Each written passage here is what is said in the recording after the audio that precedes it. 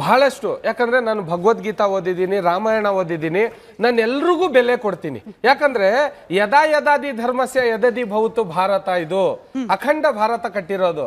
ಈಗ ನಮ್ಮ ಯಂಗ್ಸ್ಟಾರ್ ಪಕ್ಷದಿಂದ ಹಲವಾರು 369 ಕ್ಯಾಂಡಿಡೇಟ್ಸ್ಗಳು ಯುವಕರೇ ನಿಂತಿರೋದು. ಅದರಲ್ಲಿ ಹಿಂದೂ, ದಲಿತ, ಮುಸ್ಲಿಂ ಎಲ್ಲರೂ ಇದ್ದಾರೆ, ಮಿಕ್ಸ್ ಇದ್ದಾರೆ. ಸಿಎಂ ಇಬ್ರಾಹಿಂ ಮಾತ್ರ ಬಸವಣ್ಣನ ತತ್ವ ಹೇಳ್ಬೇಕಾ, ಅಥವಾ ಸಿಎಂ ಶಾಬಾಸ್ ಖಾನ್ ಮಾತ್ರ ಭಗವದ್ಗೀತೆ ಓದ್ಬೇಕಾ?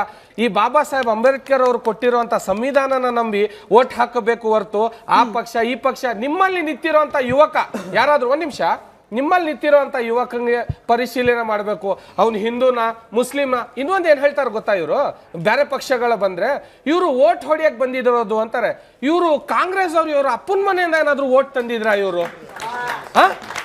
ಈ ಓಟ್ ನಮ್ದು, ಇದು ನಮ್ಮ ಹಕ್ಕಿದು, ನಮ್ಮ ಕೈಲಿ ನಮ್ಮ ವಾರ್ಡ್ನ, ನಮ್ಮ ಕಾನ್ಸ್ಟಿಟ್ಯೂನ್ಸಿನ, ನಮ್ಮ ಈ ಡಿಸ್ಟ್ರಿಕ್ಟ್ ನ ಉಳ್ಸಕ್ಕಾಗುತ್ತೆ ಅಂದ್ರೆ ಅವ್ನು ಹಿಂದೂ ಆದ್ರೂ ಸರಿ, ದಲಿತ ಆದ್ರೂ ಸರಿ, ಅವ್ನು ಯಾರ ಅಭಿಮಾನಿ ಆದ್ರೂ ಸರಿ, ಅವ್ನಿಗೆ ಓಟ್ ಹಾಕ್ಬೇಕು ಅಂತ ಬುದ್ಧಿ ಬೆಳೆಸಬೇಕಾಗಿದೆ ಮೇಡಮ್.